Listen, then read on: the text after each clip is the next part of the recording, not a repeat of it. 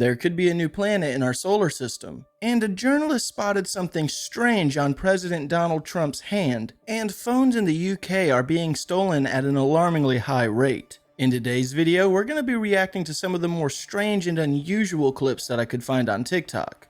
Let's get into it. The Trump administration has just given the order to burn 500 tons of food aid instead of giving it out. And here's why. So according to a report by The Atlantic, the food aid, which are biscuits, were bought by USAID during the Biden administration for $800,000 and are enough to feed 1.5 million children for an entire week. Now, they were stored in a Dubai warehouse and were intended to go to children this year in Afghanistan and Pakistan. However, as we all know, in January, USAID was dismantled and Trump issued an executive order that halted almost all American foreign aid, meaning that the people who are currently in charge of this food can no longer move money or aid without approval. And they are now claiming that they sent multiple memos to the new administration, but they never got a response. Now, it seems too late. The food is supposedly set to expire today, and the order to burn it has been given. Ironically, at an additional cost of $130,000. To make matters worse, The Atlantic claimed that the biscuits were only a small fraction of the food that is still set to expire in other warehouses around the world, all of which have already been bought and paid for. Now, as of right now, there's been no response from officials, but of course, as we know more, I'll keep you guys updated. Honestly, that's a shame. That's horrible. Go look it up.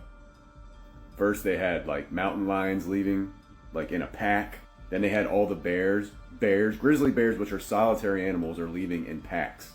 No one's ever seen this. Then herds of buffalo are running down the road. Now, yesterday I played a clip like this where a guy was talking about these animals fleeing Yellowstone, and a lot of people brought it to my attention that the footage that he was using was from different film and other forms of television. So seeing this, I actually looked it up this time to see if animals were actually fleeing Yellowstone, and they are not. There is animals migrating, but it's what they're calling a seasonal migration pattern, and it's nothing unusual. Now, me personally, I do not remember hearing about this last year, so I'll keep this in mind just in case this happens again next year. So I don't think that there's going to be a super volcano eruption, but we'll see. Can't quite believe I'm saying this, but what they've done in the UK, you need to see now.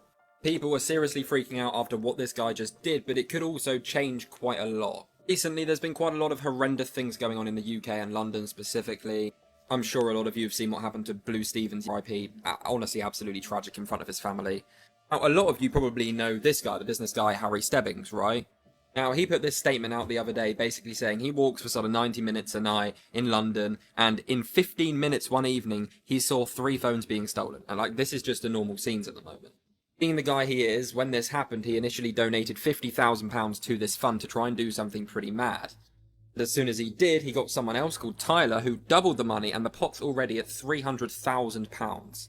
Now, there's been a lot of talk about this on social media the last day. Basically, what he's doing is raising this pot and just trying to get 60 minutes with the Mayor of London to basically talk about what is going on and try and find a solution. Now, it's being shared around here, D-logos, where people can share around, obviously sign and pledge if they want to.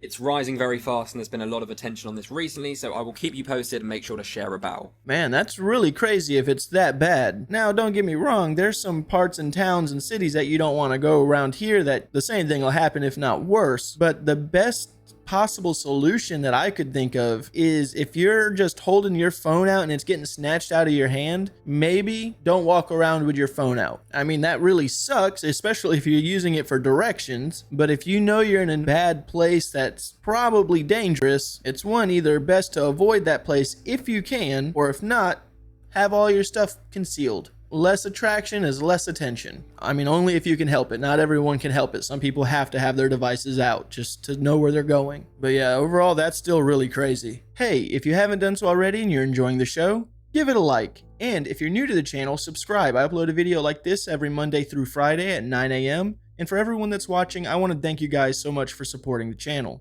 Say hello to our potential new planet, mate. Now, this bad boy orbits the sun every 4,000 years and has a mass of around 3 to 4 times Earth's. Okay, so 3.66x in some models, placing it between Neptune and Earth. So somewhere in the middle there, that's how big this thing is, which is pretty damn big. Now, they named this bad boy Ammonite, okay, and it's not actually currently classed as a planet. Right now, Nature Astronomy, the object is not a planet, but a sednoid. So a sednoid is a TNO, a trans-Neptunian object. So basically, this has an orbital period greater than Neptune's orbit, so it goes further out into the distance, right? Which is pretty damn impressive. Now, this is sparking a major debate of people saying, is this Planet X? Is this Nibiru? Because if you're looking into the Nibiru type of thing, it has an orbital period of 3,600 years.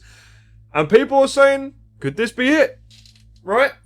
3.6 times greater than Earth size, you know? Pretty damn big. You know, it is classed as a sednoid, but it's pretty damn big. It's a lot bigger than Pluto. What do you guys think, mate?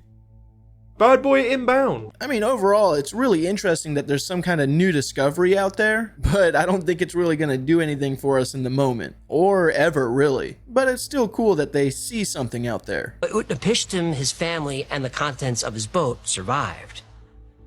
Every day, Utnapishtim released birds to find land. One day, a raven did not return. He sailed in that direction. After a few days, the boat came to rest on an island that, as the waters receded, became a mountaintop. And now life, including humanity, would start again. That's the story of Noah's Ark. It is. But this version is from the Epic of Gilgamesh, written at least 3,000 years earlier. And the story's probably much older than that. Every culture and religion on Earth has a flood myth, which are all very similar to the Sumerian flood myth. Some cultures tell the identical story just with different names. So mankind is reborn. But this time, the Anunnaki put in some safeguards. They shortened the human lifespan. They made us more susceptible to illness. They made childbirth dangerous for both mother and child. They would not let the human population get out of control. Oh, Bill Gates and the World Economic Forum would be proud. They would. You're gonna live in a pod and eat bugs, you know. I am not eating bugs. Worms are pretty good.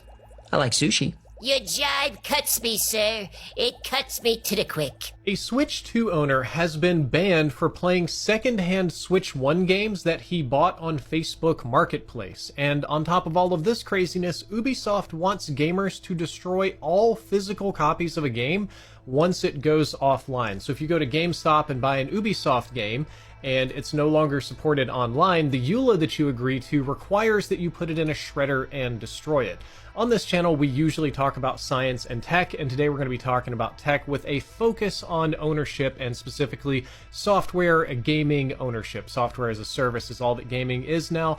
This first story I found to be especially distressing. Now, Nintendo is somewhat infamous for over-enforcing their policies on emulators and piracy and anything that they believe infringes on their intellectual property. They're very heavy-handed on that, not even allowing monetization on YouTube in a lot of situations. Yes, this article even points out Nintendo gets away with a lot of negative customer practices.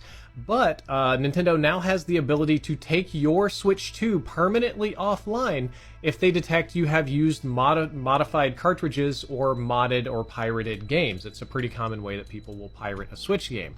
But there's a new problem now because a Switch 2 owner claims that he got banned because he bought secondhand Switch 1 games from Facebook Marketplace and did not know that they were pirated. The owner of the games that sold it to him didn't even seem to know that they were pirated. Now, he did call Nintendo tech support. They were able to kind of patch this up and fix it, and he did get his Nintendo Switch back. But it's part of a disturbing trend of buying something not implying ownership. The same thing is true here of Ubisoft as they face bankruptcy. They've updated their EULA to have a lot of crazy stuff, but this is the craziest. A quote from their user agreement. It says, this EULA will terminate automatically if you fail to comply with any of the terms in the EULA. Upon termination for any reason, you must immediately uninstall the product and destroy all copies of the product in your possession. So if you buy an Ubisoft game, a physical game from the store, and sign the EULA for it, probably when you put it into your console to boot it, you're required to destroy it if Ubisoft no longer supports it. Now, what strikes me as odd about this is it flies in the face of the concept of actual ownership, because the concept of ownership shouldn't just apply to the medium. For example, if I buy a comic book like Descender here, which I would encourage anybody to read, I own this book. I own this physical comic book. I can do whatever I want with it. If I buy a DVD or Blu-ray, like the original version of Vampire Hunter D, I own this movie. I can play it, I can watch it, I can show it, I can do what I want. I'm not legally required to destroy it. then why is it buying a piece of software, a piece of art, an interactive thing that can play standalone, like say Soul Calibur here, if I pop this into my 360, this still works. Why do I have to destroy a piece of software just because the user agreement tells me to? Or are we going to have user agreements for everything? Are all of my comics going to turn into shred after reading? This guy got off easy with just a simple online ban. Because Nintendo, for these Switch 2s, if Nintendo chooses, they can brick your device. If you connect your device to the internet and Nintendo thinks that you're doing suspicious stuff, they can just brick the whole device to where you cannot even use it offline. Now that, to me, is really crazy, because that's like a $600 device. It's like that quote where you'll own nothing, eat bugs, and live in a pod and be happy. I mean, basically, that's what these game companies are taking it to. If an asteroid was heading right for us, could we knock it off its path? There are millions of asteroids in our solar system, ranging in sizes from 300 miles Or 88,000 giraffes. to 30 feet. But we haven't identified them all, or their paths, which is why space agencies need to keep an eye on it. 3 years ago, DART deliberately crashed into Dimorphos, a small asteroid just over 500 feet, which actually orbits a larger asteroid. And it worked. The collision not only shortened Dimorphos' path, it also changed its shape and altered the orbit by 30 minutes. However, there was one unforeseen challenge to this. Astronomers from the University of Maryland have studied over 100 boulders that were knocked from this impact, and they are moving with 3 times the momentum than expected. They clustered into 2 distinct groups, which suggests that something we don't fully understand is at work here. As one of the astronomers put it, it's like a cosmic pool game. You need to consider all the moving variables, not just the one you hit. After all, what would be the point in hitting an asteroid that was heading toward us if the debris field is going to be a huge problem? But as of right now, it looks like hitting it is our best defense strategy. Don't wanna close my eyes. I really find it interesting that there's quote unquote more at play that they do not understand. I mean, what could that be? It's like it took a lot of brain power to get that satellite to that asteroid. Now it's going to take a lot of brain power to figure out the aftermath of hitting it. So Earth's airports are basically lighthouses for aliens. Why would that be the case? Well, new research out of the University of Manchester states that we've been sending out signals, unintentionally by the way, for aliens to hear potentially up to 200 light years away. The Global Airline Initiative and the Military Radar Initiative have basically been sending out very specific signals that can be heard light years away. What do alien civilizations look for? They're looking for sounds. They're looking for sounds of civilization. What does that sound like? Repeatable patterns. And that's exactly what they've been doing. Their patterns so specific and regular, actually, that it's clearly artificial with a decent amount, so that any extraterrestrial with a decent telescope and a physics degree could figure out that we're here. So do we create our own demise by letting aliens know that we were already here? Or did we offer an opportunity for a truce or a partnership with these aliens by accidentally showing them that we're here? Are airports actually lighthouses for aliens to know that we're here? What do you think? I know the Denver airport's got a lot of secrets under there. Tell me your comments in the comment section. Love to hear what you have to say. Lockdown Universe. I mean, it could be, but I would also take into consideration maybe cell phone towers or radio towers that are transmitting a signal. There's probably a slight noise frequency that gets leaked out into space. That could be some kind of communications process, but I would have never thought of an airport to be a beacon or communications for aliens. It's an interesting take. Frank Olsen's wife Alice passed away in 1993. Their children decided to have Frank's body exhumed and reburied next to his wife. But Frank's children had an additional plan. They had James Starr, a medical examiner professor, conduct a second autopsy. Starr said there were no cuts on Frank's body and no shards of glass, which would have been expected by jumping through a window. And even though Frank landed on his back, his skull above his left eye had a blunt force trauma injury. He had another serious wound on his chest. Starr said of his findings, I think Frank Olsen was intentionally, deliberately, with malice aforethought, thrown out of the window. Frank's sons sued the CIA again, but because of the agreement they signed in 1975, the judge had to dismiss the case. But the judge did say, even though the case couldn't proceed as a matter of law, the allegations made by the family against the CIA, though they sounded far-fetched, appeared to be the truth. Since the lawsuit couldn't proceed, Frank Olsen's sons went to the press. They flat out said the CIA murdered their father and covered it up. Well, get more aggressive. Yeah, the tariffs are going to go on and other sanctions go on. Zelensky target Moscow. Target Moscow. Zelensky target Moscow. No, he shouldn't target Moscow.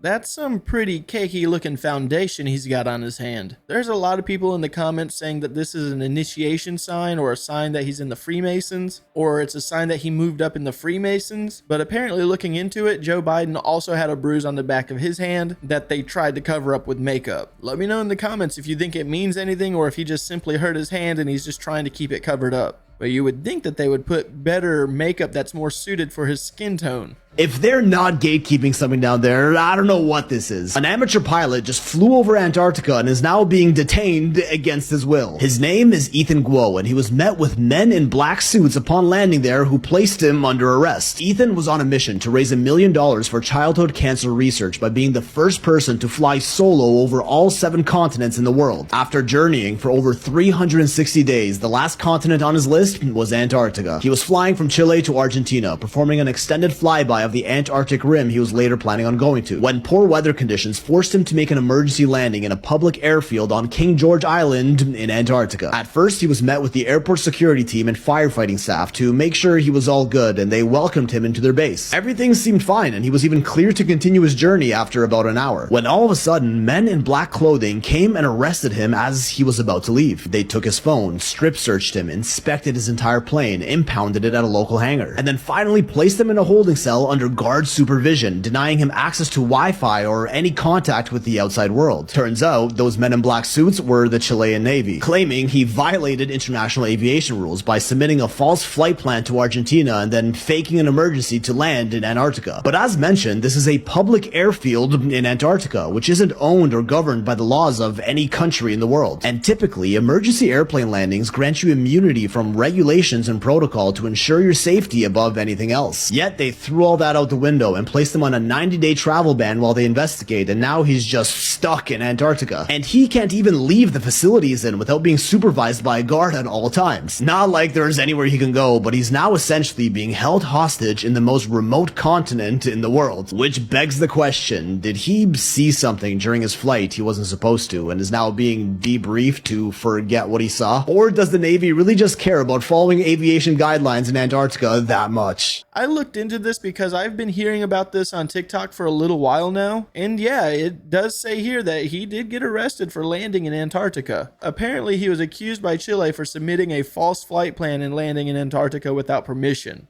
Now, is it because he's seen something that he wasn't supposed to, or I don't really think so. I think it was just stubborn military just being stern. But let me know what you guys think in the comments, because there's a lot of conspiracy going around this. Me personally, I do not think that they would allow him to continue social media or even release him if he's seen something that he was not supposed to. Alright guys, I'm going to go ahead and end today's video. As always, I want to thank you guys for watching these clips with me. And with that being said, have a good day.